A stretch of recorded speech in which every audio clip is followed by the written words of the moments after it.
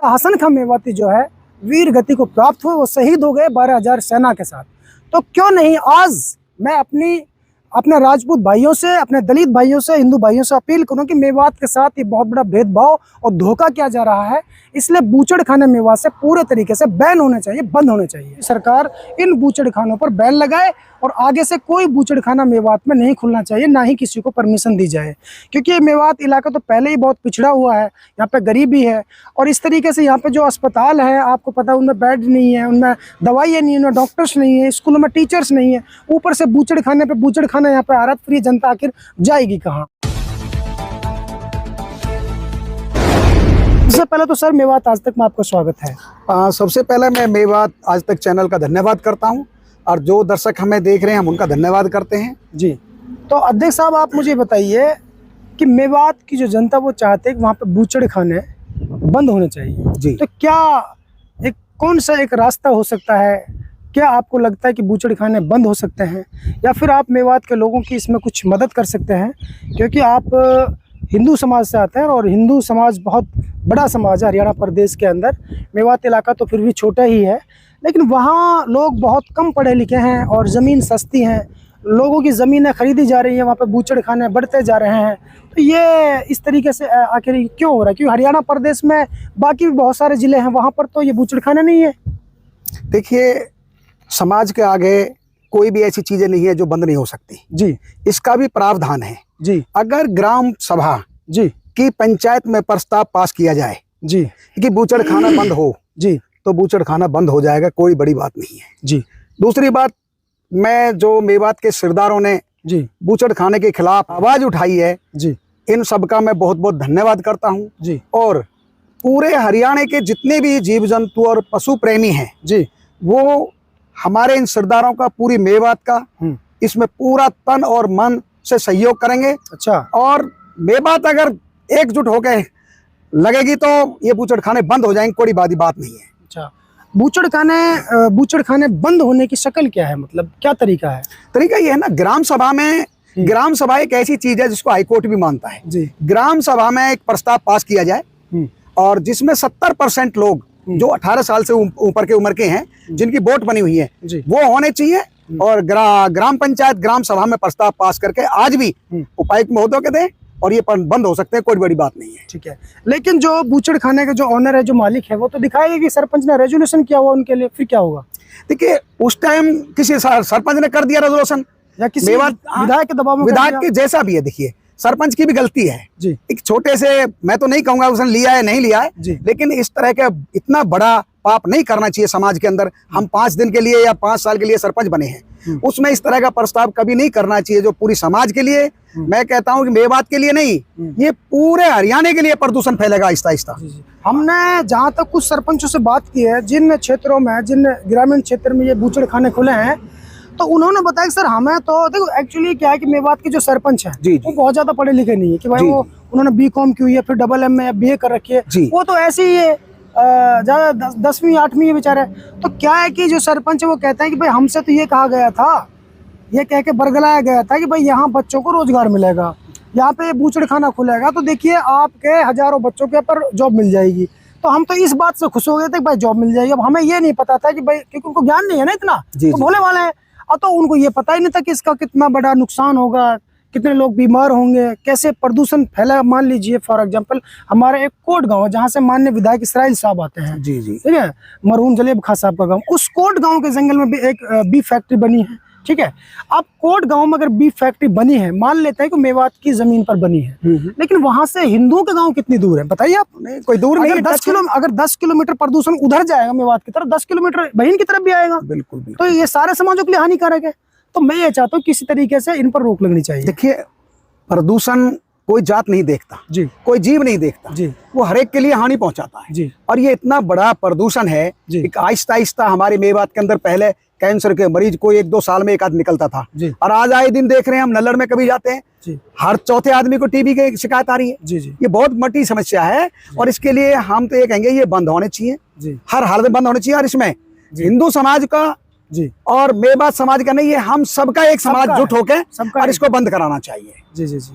तो मेवात के लोग ये चाहते हैं कि आज इन बूचड़खानों के लिए आप जैसे लोग भी आगे आए, क्योंकि हमारी बात थोड़ी कम सुनी जाती है। आज सरकार जो भारतीय जनता पार्टी की, अगर आप लोग साथ जुड़ेंगे तो देखिए वो सबकी बात सुनेगी। तो बेहतर है कि आप सरकार के उन नुमाइंदों के बहुत टच में रहते हैं, बहुत करीब रहते हैं। तो ऐसे में मैं चाहता हूँ कि आपका जो जीव जंतु सेवा कल्याण समिति जो भी है, आप इसके राष्ट्रीय अध्यक्ष हैं। राष्ट्रीय अध्यक्ष की एक बहुत बड़ी एक मान्यता होती है, क्योंकि आप एक नेशनल लेवल पर काम कर रहे हैं जीव जंतुओं के लिए। तो मैं चाहता हूँ आपकी तरफ से कोई मेमोरेंडम कोई लिखित में ऐसा जाए कि ताकि ये रोकथाम हो इस पर। देखिए, इसके लिए मैं अपने मेवात के सिरदारों से बात करूंगा जी, और लोग चाहेंगे तो हम हरियाणा के मुख्यमंत्री सैनी साहब को भी एक विज्ञापन देने के लिए तैयार हैं। लोग तो चाह रहे धरने चाह रहे हैं, तो हम इसके लिए अभी एक बार मीटिंग करते हैं जी, और जैसे ही समाज के लोग कहेंगे उसके लिए हम जहां भी लोग कहेंगे, चाहे हमें प्रधानमंत्री तक जाना पड़े, हम लोगों का साथ देंगे और बूचड़ खाना बंद कराने के लिए हर हालत में तत्काल हर चीज से तैयार रहेंगे हम। ठीक है। आपका जिला कौन सा लगता है? जिला हमारा पलवल लगता है, तहसील हतीन है। अच्छा, मैं आपसे जानूं तो आपके पलवल जिले में कितने बूचड़ खाने हैं? हमारे में एक ही है, सिर्फ ये जो कोर्ट में खुला है। अच्छा, एक ही है। ये तो मेवात में ही है। हाँ, मेवात में ही है। ये तो परिश्रम की बात है, तो उसमें एक विधानसभा में आपका आता है। हाँ हाँ हाँ, वो तो मेवात ही है। दोस्तों, पलवल जिले में एक भी बूचड़ खाना नहीं है। एक बूचड़ खाना है, लेकिन वो भी है तो मेवात की इलाके में ही, मेवों का इलाका वो। तो कहने का मतलब ये, जब पलवल में बूचड़ खाना नहीं, गुरुग्राम में बूचड़ खाना नहीं, अन्य जिलों में बूचड़ खाना नहीं, तो फिर मेवात में क्यों बूचड़ खाना दिया जा रहा है? भाई यहाँ पे कोई कॉलेज, कोई अस्पताल, कोई स्कूल, इस तरह की चीजें दीजिए ना। यहाँ अस्पताल में तो दवा तक नहीं है, डॉक्टर तक नहीं है, स्कूलों में टीचर नहीं है, आप बूचड़ खाने पे बूचड़ खाने दिए जा रहे हैं। क्या मतलब ये साजिश है? ये मेरी समझ से बाहर है। तो मैं पलवल जिले में कितने बूचड़ खाने हैं? हमारे में एक ही है, सिर्फ ये जो कोर्ट में खुला है। अच्छा, एक ही है। ये तो मेवात में ही है। हाँ, मेवात में ही है। ये तो परिश्रम की बात है, तो उसमें एक विधानसभा में आपका आता है। हाँ हाँ हाँ, वो तो मेवात ही है। दोस्तों, पलवल जिले में एक भी बूचड़ खाना नहीं है। एक बूचड़ खाना है, लेकिन वो भी है तो मेवात की इलाके में ही, मेवों का इलाका वो। तो कहने का मतलब ये, जब पलवल में बूचड़ खाना नहीं, गुरुग्राम में बूचड़ खाना नहीं, अन्य जिलों में बूचड़ खाना नहीं, तो फिर मेवात में क्यों बूचड़ खाना दिया जा रहा है? भाई यहाँ पे कोई कॉलेज, कोई अस्पताल, कोई स्कूल, इस तरह की चीजें दीजिए ना। यहाँ अस्पताल में तो दवा तक नहीं है, डॉक्टर तक नहीं है, स्कूलों में टीचर नहीं है, आप बूचड़ खाने पे बूचड़ खाने दिए जा रहे हैं। क्या मतलब ये साजिश है? ये मेरी समझ से बाहर है। तो मैं माननीय मुख्यमंत्री नायब सिंह सैनी से, भारतीय जनता पार्टी से, पीएम नरेंद्र मोदी जी से इस चैनल के माध्यम से अपील करना चाहता हूं कि हमारा इलाका तो पहले ही एक बर्बादी की कगार पर है, इसको और बर्बाद ना किया जाए, इसके बारे में चिंता की जाए और ये बूचड़ खाने यहाँ से बंद किए जाए। माननीय योगी आदित्यनाथ जो उत्तर प्रदेश के माननीय मुख्यमंत्री जी है, उन्होंने उत्तर प्रदेश में लोगों को निजात दिलाई बूचड़ खानों से, लेकिन उसके बाद में मेवात में भरमार हो गई, क्योंकि यहाँ के लोग सीधे साधे हैं, जमीनें मंदी खरीद ली जाती है और फिर अब उनको नुकसान का तो पता ही नहीं है जो नुकसान होने वाला है। तो सर, मैं आपसे ये चाहता हूँ, आप बहुत सीनियर पर्सन है, जब आपके पलवल में कोई बूचड़ खाना नहीं, तो फिर मेवात में इतने सारे बूचड़ खाने क्यों? पत्रकार महोदय जी सर। सभी को, सभी धर्मों को नमस्कार। Thank you sir. दरअसल क्या है कि योगी जी, आदरणीय योगी जी जब यूपी के सीएम बने थे जी, तो उन्होंने तकरीबन सभी बूचड़ खानों को बंद कराया। अवैध बूचड़ खाने बंद कराए। अवैध बूचड़ खाने एक जो बस्ती में थे वो बंद कराए जी थे। जी जी जी हाँ। तो अच्छा किया उन्होंने। ये एक हमारे मेवात के साथ भी एक बड़ी राजनीति है जी। मेवात को बदनाम करने के लिए जी, तकरीबन बूचड़ खाने मेवात में कराए गए हैं। जी जी जी, ताकि मेव तो इन पे असर क्या पड़ेगा, असर इनको क्या कैसे ना कैसे करके इनको बदनाम किया जाए। बदनाम किया जाए। ये एक बहुत बड़ी राजनीति है जी। और मैं विनती करता हूँ सभी मेवात के अपने भाइयों को, जी, जाने अनजाने जी, आपके यहाँ जो हो रहा है, आप इसकी आवाज उठाओ। जी।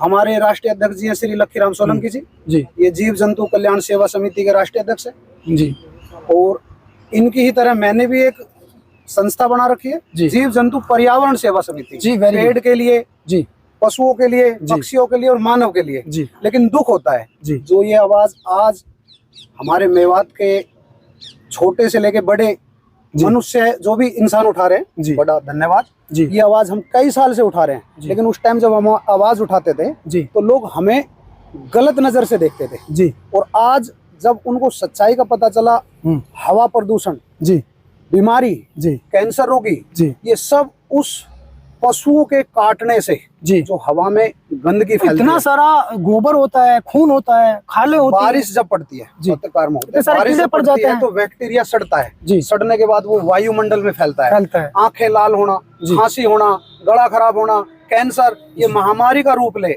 उससे पहले मैं मेवात के सभी अपने सभी जाति और धर्म के भाइयों से विनती करूंगा, कि इस बूचड़खाने को बंद कराने का प्रयास करें और हमारा साथ दे, और हमारी जहां भी जरूरत पड़े जी हमारे आदरणीय अध्यक्ष जी हैं और मैं भी इनकी तरह एक छोटा सा राष्ट्रीय अध्यक्ष जी हूँ, और जो भी समाज है साथ दे। और मैं नहीं चाहता हमारे देश का किसी भी धर्म का भाई जी बीमारी से ग्रस्त हो। जी मैं विनती करूंगा आदरणीय प्रधानमंत्री जी से, आदरणीय सीएम साहब से, तकरीबन जिस गांव में जी ये बूचड़खाने खुले हुए हैं सभी सरपंचों से मैं विनती करूंगा आगे आके हमारा साथ दें और इस बूचड़खाने को, जितने भी बूचड़खाने हैं इनको बंद कराएं। धन्यवाद। दोस्तों मैं आपको थोड़ा बैक लेकर के जाता हूँ। और बैक भी आपको लगभग 400 साल पीछे लेकर के जाता हूँ। दरअसल ये जो शख्स हैं ये भी अपने एक संस्था चलाते हैं, ये भी अध्यक्ष हैं, और भाई साहब भी एक राष्ट्रीय अध्यक्ष हैं, ये अपनी संस्था चलाते हैं। अब देखिए बात ये है कि ये दलित समाज से आते हैं, मैं मुस्लिम समाज से आता हूँ, और ये भाई हमारे राजपूत समाज से आते हैं। ठीक है, कुल मिलाकर हिंदू मुस्लिम एक साथ हैं हम। और सरकार से मैं ये अनुरोध करना चाहता हूँ कि जब 400 साल पहले जब मुगल बादशाह बाबर इस देश में आया था तो उन्होंने पहले इब्राहिम लोदी यानी एक मुस्लिम राजा को ही मारा। उसके बाद उन्होंने सोचा कि पूरे हिंदुस्तान पर मैं राज करूं, तो एक महाराणा सांगा जी था जो कि एक राजपूत, एक बहुत बड़ा एक राजा था हिंदुस्तान, आधे हिंदुस्तान पर उसका राज हुआ करता था, बहुत शक्तिशाली था, और वो एक राजपूत राजा था, उससे उन्होंने जंग का ऐलान कर दिया। अब देखिए राजपूत राजा जो था महाराणा सांगा, उसके पास लगभग 1 लाख से ज़्यादा सेना थी, लेकिन बीच में इलाका पड़ता था मेवात, यहाँ का एक राजा हुआ करता था राजा हसन खां मेवात, इसके पास मात्र मामूली सी सेना थी, 12,000 मेव घुड़सवार थे। अब जब युद्ध शुरू हुआ खानवा के मैदान में, तो ये जो मुस्लिम थे ना, जो मेव मुसलमान थे, ये किसी मुगल के साथ नहीं लड़े थे।